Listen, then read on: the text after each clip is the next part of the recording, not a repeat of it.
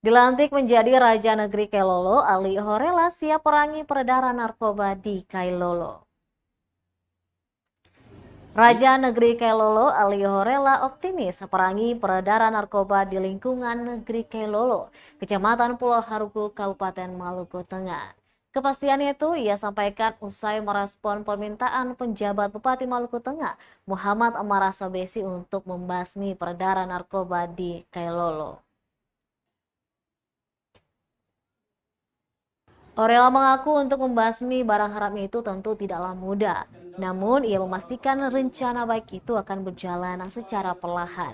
Asalkan ada dukungan baik dari seluruh pihak termasuk pemerintah dan warganya sendiri.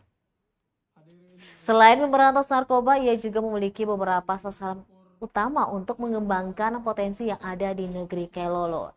Baik itu pengembangan ekonomi dalam bidang pertanian, perikanan hingga pembangunan.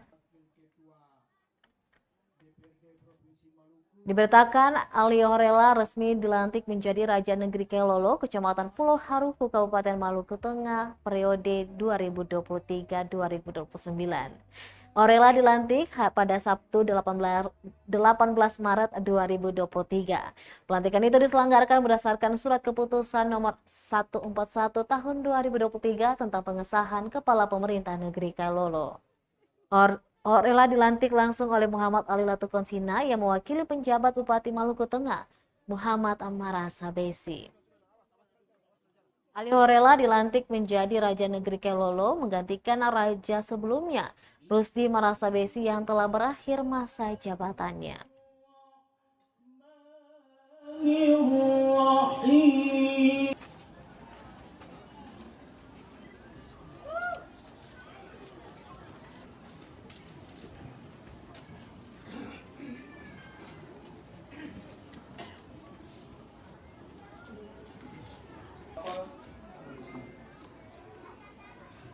Hendaklah saudara pahami bahwa sumpah yang akan saudara ucapkan ini bahagia.